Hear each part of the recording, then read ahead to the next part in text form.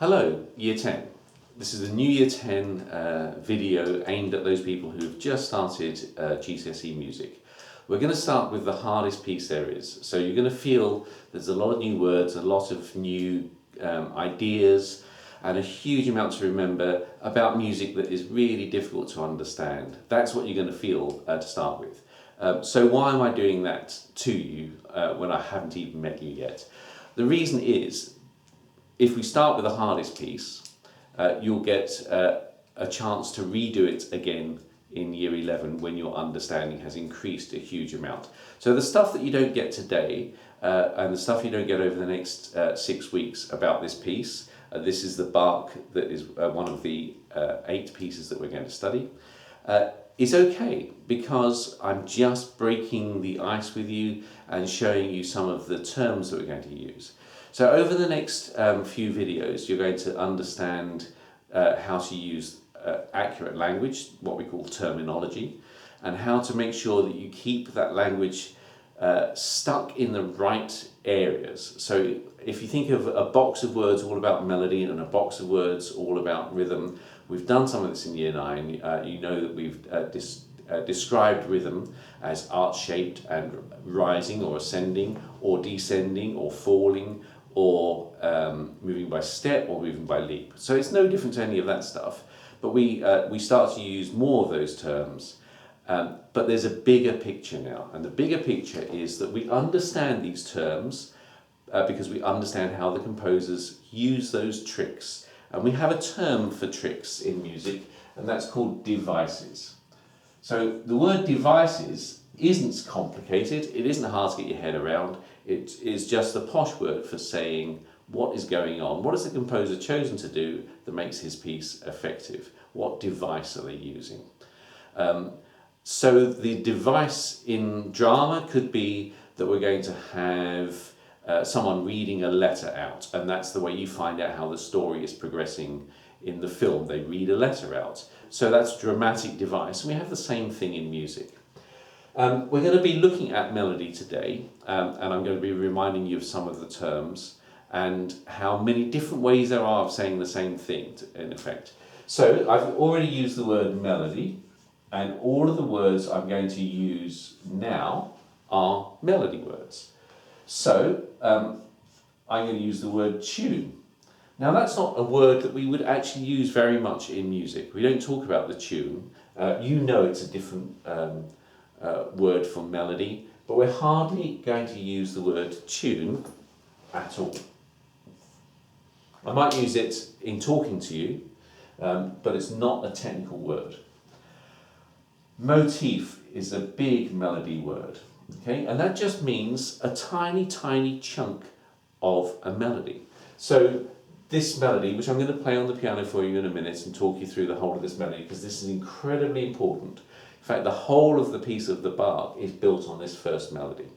And we're going to find out later in other pieces like the Star Wars music, how they construct that melody, how they build that melody out of very simple things.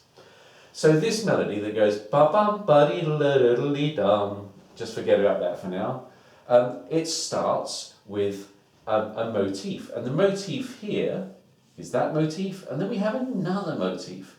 So we have to start to describe the character of these two motifs. And this one goes ba-bum-ba. So we could talk about this being arch-shaped, for example. We know that term, arch-shaped. And we could also talk about the fact that it moves by leap. It moves from an A to a D and back to an A. So I'll play this on the piano. So that's the whole phrase. So there's another musical melody word there, phrase. So the whole phrase ba-dum ba-dee-da-da-da-dee dum is that thing, but it's made up of two motifs. And how do we know that? Because they've got clearly different characters. This one moves by leap, so again that's another melody word, by leap. And if you remember, because we have spoken about this, the posh word for leap is disjunct. So it moves by leap, ba-dum-ba, and this doesn't move by leap, it moves by step. So stepwise, and we call that conjunct. So this is probably helping you to remember some of the stuff we did in year 9. Ba-dum, ba-dee-da-da-da-dee-dum. So this phrase, this whole phrase, is made up of 2 motifs, 2 building blocks, which you stick them together and you get the whole phrase. So we've got a whole bunch of melody words going on there already, most of which you know, but now is the time to learn some new ones. So I'm going to rub these off now. So melody words, we're not going to use the word tune. We do need to understand motifs, because most of what we'll be doing will be looking how they use the motif later on to develop ideas and change the motifs into longer passages. Art shape is true, but that doesn't give it all of its character. It's also got a dotted rhythm, but we'll worry about that another time. So those are all melody words, but this is a special type of piece. This piece looks like a crossword. If you imagine that you've got, let's take the word melody. And I could think, well, I could probably get the word tune to fit down into melody. And what else could I do? I could probably get another word or two. I can't fit the word rhythm in now because it's going to, with the M there. And remember how to spell rhythm? It's rhythm helps your 2 hips move. So that M's useful, but look, there's a T there. So I could work backwards from there. And I could, and there would be an H there, I could get an M in there. And I could start to make a crossword out of words. Okay? This is what the music does. This music is incredibly well made, well constructed, because it's got things that fit together. We have ba-dum, ba-diddle-diddle-dum, bom, bom, bom, bom. Well, later on, this bit here is going to be really important. We're going to hear all this played on the real instruments in the recording in a minute, but I'm going to just break down some extra new melody words that you have to learn today. So because this chunk of music here is so important, it's going to be the word that keeps coming up in our crossword, and other things have to fit in it. Bach, who wrote this piece, so this is a Baroque piece of music. Baroque, and Baroque is around, we've got to play with these dates a little bit, ended in around 1750 and started in around 1600. That's the rough period for the Baroque period. And we've got composers from that period, such as Bach, who wrote this, and such as Handel. Just going to need to know these names. Maybe you don't need to know anything by Handel yet. And there are going to be some others because we actually study another Baroque piece by a man called Purcell. So those are 3 Baroque composers. And we know that some classical composers are Mozart and Beethoven. They're later. So this is the Baroque period, and this man, Bach, wrote this piece. And we'll learn more about that piece later. So because this tune here, this phrase, this chunk of melody is so important and it's going to keep coming back, we're going to give it a special term. And that's going to be a subject. So we're going to call that the subject, and we're going to see that a lot in this piece. In fact, if we were to learn the first 16 bars of this piece, we would really understand the whole piece. So if we learn the first 30 seconds of this music, we have really grasped the whole piece, and that's complicated. So that's going to be called the subject, and we'll look at that in the way it's broken down. And this bit here, which is very simple, bom, bom, bom, bom. How simple is that? It just moves one note up a time with the same rhythm, bom, bom, bom, bom, by step. So again, it rises by step, and those are melody words. But it's very important, and because it fits with the subject, we're going to call it the counter subject. So, why are we doing this? You need to know the right terms because you might need to write an essay on this piece in the exam. Or you might be asked a one-point answer. What do we call the main melody in the Bach that we're studying? That might be the type of question, and you could say, we call it the subject. What is the piece of music that goes with that fits with the subject? We can call that the counter subject.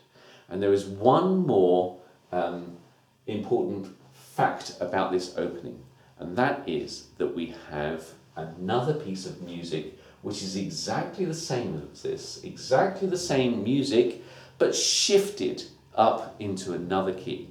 So this piece, we can see we're using a lot of terms here, and it's day one of your course, and you're thinking, I've got to remember all this. Don't worry, we use these terms so often that they will become second nature to you. The first note of a scale is called the tonic. The home chord of a scale, a key, is called the tonic. When we're in that key and we haven't changed key, we say we're in the tonic. So already I've used that word 3 times. So this subject is in the tonic. Now, the tonic here is D major, 2 sharps. We're in D major, that's what it means. But if we write this music again in a different key, we have transposed it, and we're going to call that the answer. So there are 3 terms to take home from this first video. The subject, the counter subject, and the answer. And I'm going to write the answer for you now. The answer is going to look very, very similar to the subject. So we're going to start with a leap. We're going to keep the same rhythm. There's my semiquaver. I'm going to leap up to an A and back down. So you can see that looks almost identical to the 3 notes we have here, but I've shoved them all up, and yes, I've made this gap a little bigger, okay? And there it is. So, that's called the answer, and it is in the dominant. What does that mean? Well, this actually is played by the violin in our music, and this is played by the flute. But the flute doesn't play it at the same time as the violin. The flute plays it after the violin. In fact, I've only written this underneath here so you can see that it is the same music, but in a different key. And I'll play all of these for you on the piano in a minute and talk you through while I play them on the piano. So, because we get this first and then we get this afterwards, this is like the question and this is the answer. So, remember, this was the subject and this is the answer, which I've written only underneath there so you can see it line up. What does this really go with? Well, it goes cleverly with the counter subject. So, if I were to write this at the same time, I can actually write it on the same stave for you. And now we can see that crossword starting to fit together, because the answer and the counter subject end up being played at the same time, and they fit together just like we can start to make a crossword out of these names. So Handel could come down there, and Purcell could go there. So we can make a crossword out of the names, and we can make a crossword out of the subject, the counter subject, and the answer as we start to fit them together. So we've started with the very, very hardest things to understand. So if you're sitting there thinking, I didn't know GCSE music was going to be like this, imagine that in a year's time, you're going to fully understand everything I've said, and this will just be a reminder, and you'll be happily taking notes and saying, I know that the main melody is called the subject, and I know that when we tweak that subject by moving into a different key, we call that the answer, and I know that then when we have some music that fits with that answer, we call that the counter subject. And that will be so common to you that you'll think, why did I ever think this was difficult? But we have done a big giant step forward of asking you to remember lots of melody words and ask you to start to look at music and understand the way it appears on the page and the way that it might sound in your head. So if I were to sing this again, it goes ba bum ba ba da da da da dee dum boom boom boom boom, and while I'm going boom boom boom boom, someone else is going ba dum ba dee da da dee dum, singing the answer. Now we're going to look at all those things and hear what they sound like on the piano.